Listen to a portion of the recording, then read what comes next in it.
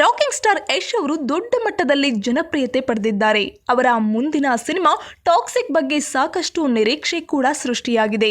ಈ ಮಧ್ಯೆ ಅವರು ಹಿಂದಿಯ ರಾಮಾಯಣ ಸಿನಿಮಾದಲ್ಲೂ ಕೂಡ ನಟಿಸುತ್ತಿದ್ದಾರೆ. ಈ ಚಿತ್ರದಲ್ಲಿ ಅವರು ರಾವಣನಾಗಿ ಕಾಣಿಸಿಕೊಳ್ಳಲಿದ್ದಾರೆ ನೋಡಿ.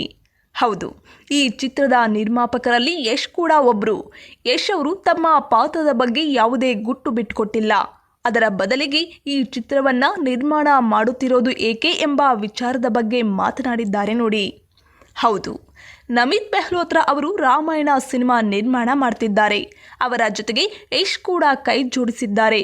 ವೆರೈಟಿ ಮ್ಯಾಗಝಿನ್ಗೆ ನೀಡಿದಂತಹ ಸಂದರ್ಶನದಲ್ಲಿ ಯಶ್ ಸಿನಿಮಾ ನಿರ್ಮಾಣದ ಹಿಂದಿನ ಕಾರಣ ತಿಳಿಸಿದ್ದಾರೆ.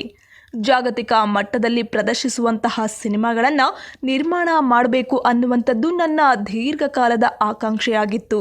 ಅದರ ಅನ್ವೇಷಣೆಯಲ್ಲಿ ನಾನು ಲಾಸ್ ಏಂಜಲೀಸ್ಗೆ ಹೋಗಿದ್ದೆ. ಅತ್ಯುತ್ತಮ VFX ಸ್ಟುಡಿಯೋಗಳೊಂದಿಗೆ ಮೈತ್ರಿ ಮಾಡಿಕೊಳ್ಳಲು ಅಲ್ಲಿದ್ದೆ. ಭಾರತೀಯ ಸಿನಿಮಾದ ದೃಷ್ಟಿಯಲ್ಲಿ ನನ್ನ ಮತ್ತು ನಮಿತ್ ಆಲೋಚನೆಗಳು ಹೊಂದುತ್ತವೆ ಎಂದಿದ್ದಾರೆ ಯಶ್. ಇನ್ನು ನಾವು ವಿವಿಧ ಯೋಜನೆಗಳ ಬಗ್ಗೆ ಚರ್ಚೆ ಮಾಡಿದೆವು.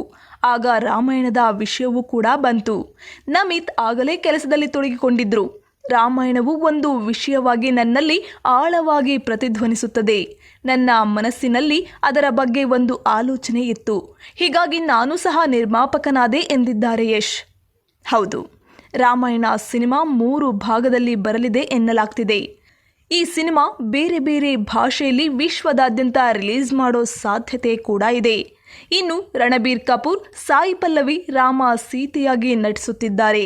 ಹಾಗೇನೆ ನಿತೀಶ್ ತಿವಾರಿ ಚಿತ್ರವನ್ನ ನಿರ್ದೇಶನ ಮಾಡ್ತಿದ್ದಾರೆ. ಈ ಸಿನಿಮಾದಲ್ಲಿ ಸನ್ನಿ ಡಿಯೋಲ್, ರಕುಲ್ ಪ್ರೀತ್ ಸಿಂಗ್ ಹಾಗೆ ಲಾರಾ ದತ್ತಾ ಸೇರಿ ಅನೇಕರು ನಟಿಸುತ್ತಿದ್ದಾರೆ ನೋಡಿ.